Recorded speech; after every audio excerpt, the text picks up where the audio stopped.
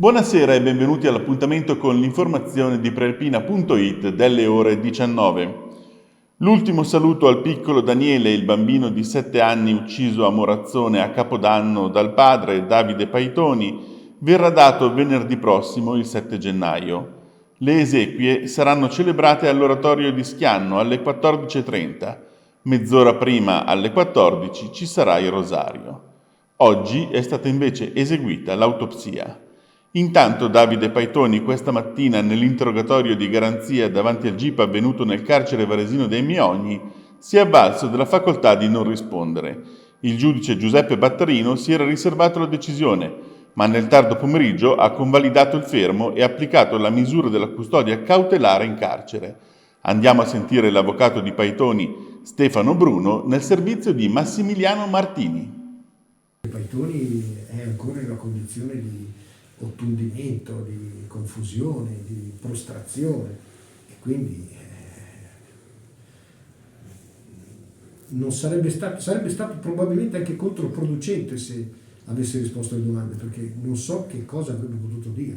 Io stesso con lui non sono riuscito a comunicare più di tanto, tant'è che non sono nemmeno riuscito a ricostruire in fatto la vicenda, ma né ho voluto ricostruirla, perché in questo momento si tratta di una persona che ha più bisogno di un sostegno umano che non di un avvocato, ed è questo quello che sto facendo in questi giorni. Il padre giocava con lui, la stessa madre ha dichiarato che l'unica remora che aveva nel condurre il bambino presso l'abitazione del padre quando si trovava agli arresti domiciliari era rappresentata dalle particolari conformazioni dell'abitazione, molto piccola, in un contesto chiuso, ed essendo il padre obbligato a stare in casa, la madre presupponeva che anche il bambino avrebbe trascorso tutto il tempo all'interno di quella abitazione umile e quindi in maniera sacrificata. Queste erano le remore che la signora ha espresso. E sulla tragedia di Morazzone interviene anche il ministro della Giustizia Marta Cartabia, che ha chiesto all'ispettorato di svolgere con urgenza i necessari accertamenti preliminari sul caso. Con 238.990 tamponi eseguiti, è di 50.104 il numero di nuovi positivi registrati in Lombardia oggi, con una percentuale del 20,9%. Si tratta di un nuovo record di contagi nella nostra regione, ovviamente dovuto anche al numero record di tamponi effettuati.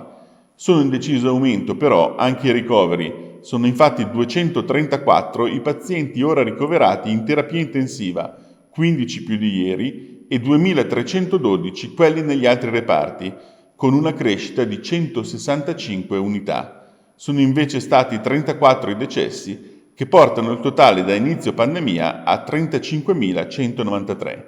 Per quanto riguarda le province, a Milano sono stati segnalati 16.789 contagi, a Brescia 5.559, a Monza 4.890, a Bergamo 4.448 e a Varese ben 3.947 positivi. E continuiamo a parlare di Covid. Sono oltre 12.000 i vaccini in arrivo nel Varesotto. Sono attesi domani, infatti, i furgoni del Corriere di Poste Italiane per la consegna all'azienda ospedaliera della Valle Olona di Busto Arsizio e all'azienda ospedaliera Sette Laghi di Varese.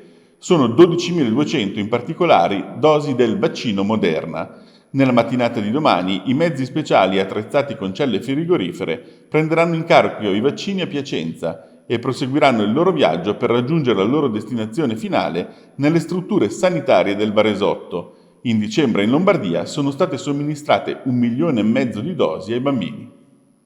E cambiamo completamente argomento. Un riconoscimento concreto e meritato a favore di chi è sul mercato da oltre 40 anni e continua a restarci nonostante il periodo di grande difficoltà a causa dell'emergenza sanitaria, che ancora non è una battaglia vinta. I 5 presidenti delle ASCOM della provincia di Varese si rivolgono alle 30 attività del Varesotto da poco premiate in regione con la targa che ne attesta la storicità, ma anche alle oltre 150 che nel corso degli anni sono state inserite dal Pirellone nello speciale registro.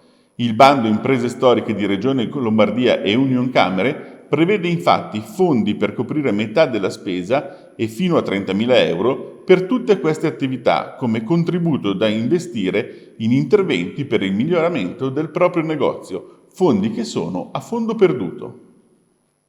E infine lo sport, la pallacanestro Varese esce ufficialmente dal tunnel del Covid. Tutti negativi i tamponi di controllo effettuati ieri e processati nella mattinata di oggi. Esaurito il mini cluster da 6 positivi tra il 23 e il 27 dicembre, che aveva indotto ATS Insubria a sospendere l'attività agonistica a partire dagli allenamenti e causato il rinvio in extremis della trasferta del 26 dicembre a Trento. Intanto la Serie A di basket è pronta a riprendere il cammino. L'assemblea di Lega Basket, infatti, svoltasi oggi in videoconferenza, ha ratificato la regolare ripresa dell'attività agonistica dopo il rinvio dell'intera giornata del 2 gennaio. Il campionato riprenderà domani, con i recuperi Milano-Virtus Bologna e Napoli-Venezia. Domenica 9 gennaio tornerà in campo anche l'OJM e si giocherà regolarmente la giornata numero 15 in calendario, che prevede appunto la trasferta di Varese sul campo della Fortitudo Bologna. Bene, con questo è tutto, l'appuntamento con l'informazione di prealpina.it torna domani alle 13. Buona serata!